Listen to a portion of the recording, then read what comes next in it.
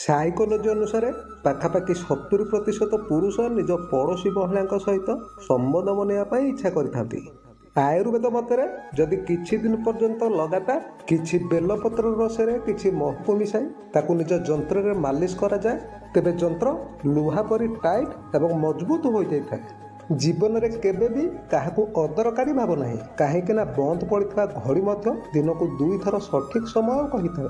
ଜଣେ ମହିଳା ସେହି ପୁରୁଷଙ୍କ ସହିତ ସବୁବେଳେ ଖୁସିରେ ରହିଥାଏ ଯିଏ ତାଙ୍କୁ ସହବାସରେ ସମ୍ପୂର୍ଣ୍ଣ ରୂପରେ ସନ୍ତୁଷ୍ଟି ଦେଇଥାଏ। ଏକ ସର୍ଭେ ଅନୁସାରେ ନିୟମିତ ବ୍ୟବଧାନରେ ଶାରୀରିକ ସମ୍ବନ୍ଧ ରଖିବା ଦ୍ୱାରା ବୃଦ୍ଧାବସ୍ଥାରେ ମାନସିକ ସ୍ୱାସ୍ଥ୍ୟରେ ଅଭିବୃଦ୍ଧି ହେବା ସହିତ ଏହା ହାର୍ଟ ଆଟାକ୍ ଆସିବାର ସମ୍ଭାବନାକୁ ମଧ୍ୟ କମାଇ ଦେଇଥାଏ। ଯେଉଁ ଜାଗାରେ ସମ୍ମାନ ନାହିଁ ସେଠାକୁ ଯିବା ହିଁ ବେକାର, ସେ କାହାର ଘର ହେଉ କିମ୍ବା କାହାର ହୃଦୟ।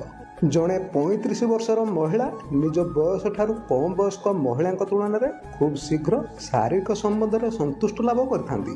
ଏକ ସର୍ବେକ୍ଷଣରୁ ଜଣାପଡ଼ିଛି ଯେ ପାଖାପାଖି 70% ମହିଳା ନିଜ ଫିଗରକୁ ନେଇ ସନ୍ତୁଷ୍ଟ ନଥାନ୍ତି, ଆଉ ଯାହାଦ୍ୱାରା ସେମାନେ ସମ୍ବନ୍ଧ ବନେଇବା ସମୟରେ ସମ୍ପୂର୍ଣ୍ଣ ନିର୍ବସ୍ତ୍ର ହେବାକୁ ଲଜ୍ଜାବୋଧ କରିଥାନ୍ତି। ଏକ ସର୍ଭେ ଅନୁସାରେ ଜଣାପଡ଼ିଛି ଯେ ଅଧିକାଂଶ ମହିଳା ଶୀତ ଦିନ ଅପେକ୍ଷା ଗରମ ଦିନରେ ଅଧିକ ସମ୍ବନ୍ଧ ବନେଇବା ପାଇଁ ଚାହିଁଥାନ୍ତି। ଏହା ପଛର କାରଣ ହେଉଛି ଗରମ କାରଣରୁ ଝାଳ ଏବଂ ଅନ୍ୟ ପ୍ରକାରର ବାସ୍ନା ତାଙ୍କୁ ଅଧିକ ଉତ୍ତେଜିତ କରିଥାଏ। ବିତି ଯାଇଥିବା ଅତୀତ ଆଉ ଆଗକୁ ଆସୁଥିବା ଭବିଷ୍ୟତ ଆମ ହାତରେ ରହିନଥାଏ, କିନ୍ତୁ ବର୍ତ୍ତମାନ ସମୟରେ ଖୁସିରେ ରହିବା ଏବଂ ମସ୍ତ ରହିବା ଆମ ହାତରେ ହିଁ ରହିଥାଏ। ତେଣୁ ଖୁସିରେ ରୁହନ୍ତୁ ଆଉ ମସ୍ତରେ ଜିଅନ୍ତୁ। ପାଖାପାଖି 46% ମହିଳା ନିଜ ସାଥୀ ସହିତ ଶାରୀରିକ ସମ୍ପର୍କ ରଖିବା ସମୟରେ ଅନ୍ୟ ପୁରୁଷଙ୍କ ବିଷୟରେ ଭାବିଥାନ୍ତି। ଏ ଦୁନିଆରେ କେହି ବି ନିଜର ନୁହନ୍ତି। ସବୁକୁ ମଶାଣିରେ ରଖିବା ପରେ ନିଜ ଲୋକମାନେ ହିଁ କୁହନ୍ତି ଯେ ଆଉ କେତେ ସମୟ ଲାଗିବ।